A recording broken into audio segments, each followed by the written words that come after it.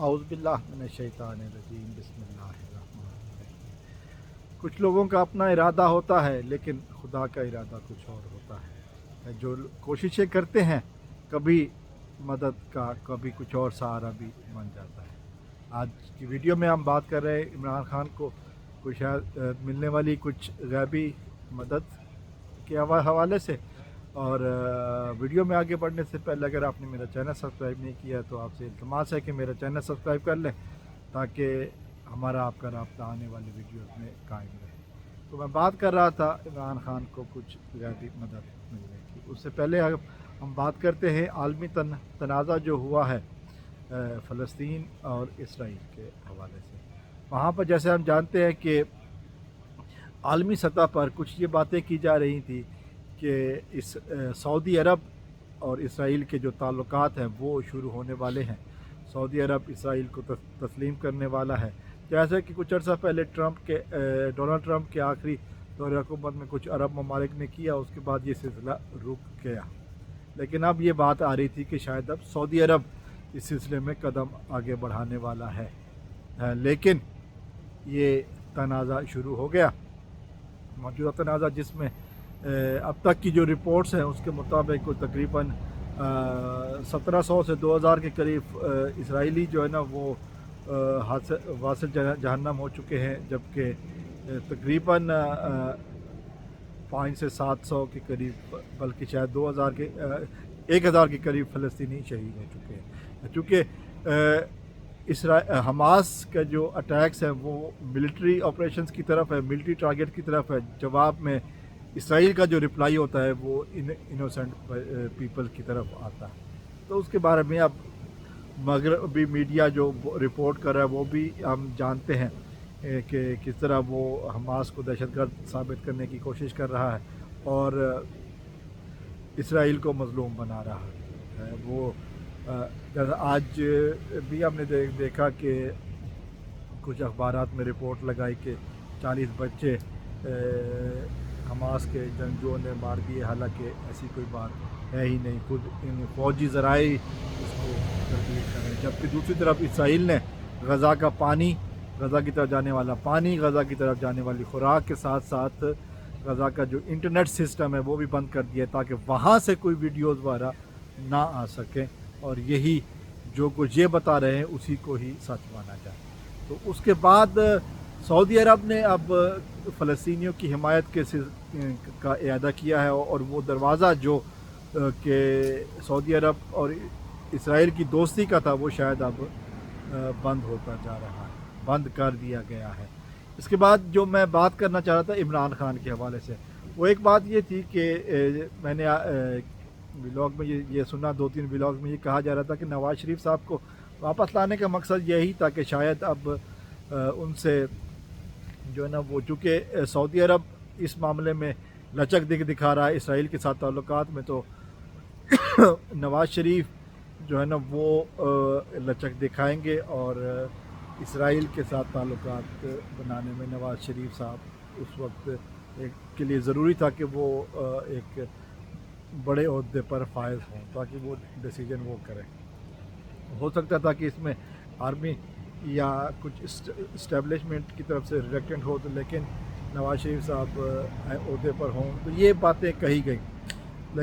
लेकिन अब चूँकि ये मसला ख़राब हो चुका है तो अब ये लगता नहीं है कि ये बातें पॉसिबल होंगी। और फिर हमने ये देखा कि मस्जिद अक्सा के जो कुछ तस्वीरें सामने, मस्जिद अक्सा के जो इमाम हैं उन्होंने भी जो वहाँ पर जाते हैं मुसलमान, उन्होंने बड़े पैमाने पर इमरान खान की तस्वीर उठाकर जो है ना वो बातें की हैं। और फिर इमरान खान का वो पुराना बयान जो कि पिछले साल 2022 में शायद ये जब इनके साथ कॉन्फ्लिक्ट हुआ तो उस वक्त भी ये कहा था, 2021 की बात है ये शायद, जब वज़ीर आज़म पाकिस्तान थे उस वक्त 2021 में, तो उन्होंने ये कहा था कि मैं जब तक इसराइल फ़लस्तीन को तस्लीम नहीं करता, फ़लस्तीन को आज़ादाना रियासत का हक़ नहीं देता, बानी पाकिस्तान कायद आज़म के हुक्म के मुताबिक अभी इसराइल को तस्लीम नहीं किया जा सकता। ये इमरान खान का रवैया था।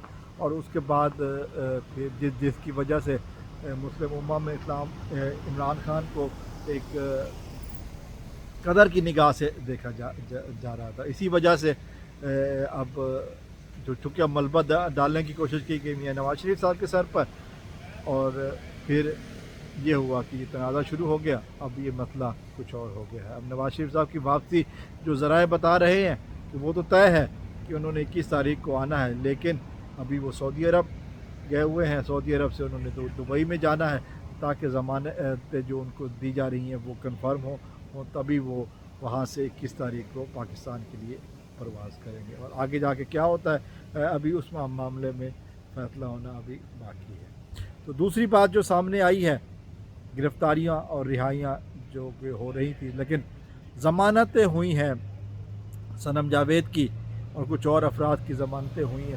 صنم جاوید جسے ہم جانتے ہیں کہ ایک آئرن لیڈی کے طور پر سامنے آئی ہے, حالانکہ وہ مطلب جو وہ پی ٹی آئی کی کوئی رکن بھی نہیں ہے, اور وہ اس کا کوئی مستقل کردار بھی نہیں ہے کسی بھی طریقے سے. وہ ایک سوشل میڈیا ورکر ہے, سوشل میڈیا یوٹیوبر ہے شاید, یا فیس بک وغیرہ پہ ولاگ بناتی ہے. اور اس نے جو ہے نا اس کی ضمانت کچھ دن پہلے بھی ہو گئی تھی, پھر اس کو پکڑ لیا گیا. اب انسداد دہشت گردی عدالت نے جو ہے نا وہ صنم جاوید کی ضمانت منظور کر لی ہے.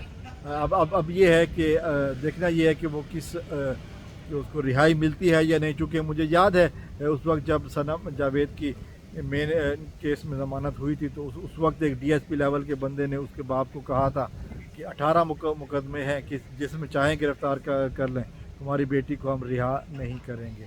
اب انسداد دہشت گردی عدالت نے بھی ضمانت لے لی ہے. اب دیکھنا یہ ہے کہ آگے کیا ہوتا ہے, آگے کیا صنم جاوید کو آزادی ملتی ہے, یا پی ٹی آئی کے باقی لیڈروں کی طرح, پی ٹی آئی کے جو باقی لیڈر ہیں جیسے پرویز الہی ہے, جیسے علی محمد خان تھے یا شہریار آفریدی تھے, جن کو ضمانتوں کے باوجود بار بار گرفتار کر لیا جاتا تھا. پرویز الہی کے بارے میں یہ اطلاع ہے کہ تقریباً 13 دفعہ ان کی ضمانتیں ہوئی ہیں, پھر گرفتار کیا گیا. اور باقی ہم جانتے ہیں شہریار آفریدی کو 9 دفعہ گرفتار کیا گیا, شامزان گلزار کو بھی 9 دفعہ گرفتار کیا گیا, علی محمد خان کو 8 دفعہ ضمانتوں کے بعد گرفتار. تو یہ ایک سلسلہ چلا ہوا ہے کہ کمپنی سرکار نہیں چاہتی کہ ان افراد کو رہا کیا جائے. کمپنی سرکار کسی بھی طریقے سے نہیں چاہتی. شاہ محمود قریشی کو گرفتار رہا کیا گیا, اور ایک دن کے بعد پھر ان کو گرفتار کر لیا گیا. تو یہ ہمارے ملک میں جو اس وقت کمپنی سرکار کا جو حکم چل رہا ہے وہ یقیناً قابل مذمت اور قابل افسوس ہے کہ کس طرح آئین اور انصاف کا مذاق اڑایا جا رہا ہے. بہرحال یہ خبر تھی صنم جاوید کے حوالے سے بھی, اور عمران خان کو ملنے والی کچھ طبی امداد کی. اب عالمی سطح پر عمران خان کے حوالے سے باتیں کی جا رہی ہیں کہ عمران خان کا کردار مسلم امہ کو لیڈ کرنے کے حوالے سے ہے, اور عالمی سطح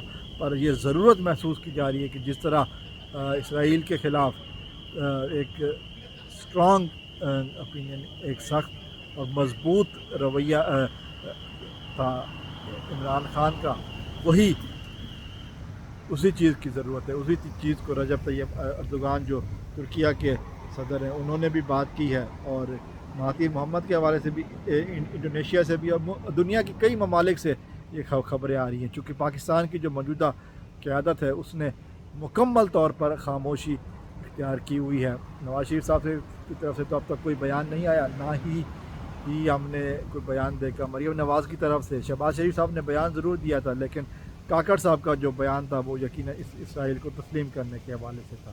اور اسی طرح عمران خان پر یہودی ایجنٹ کا دعویٰ کا الزام لگانے والا مولوی فضل الرحمان نے اسرائیل کے حق میں بیان اور پھر فلسطینیوں کے خلاف بیان دیا ہے. تو یہ باتیں ساری ہم دیکھ رہے ہیں کہ آگے کیا ہو سکتا ہے. لیکن اللہ تعالیٰ سے یہ کہ ایک ہی دعا ہے کہ اللہ تعالیٰ پاکستان کو محفوظ رکھے اور پاکستان کے دشمنوں کو نیست و نابود فرمائے, اور عمران خان کو صحیح معنوں میں مسلم امہ کی قیادت کے جو ان کو کہا جا رہا ہے اس کا کردار ادا کرنے کی توفیق عطا فرمائے. السلام علیکم ورحمۃ اللہ. پاکستان زندہ باد.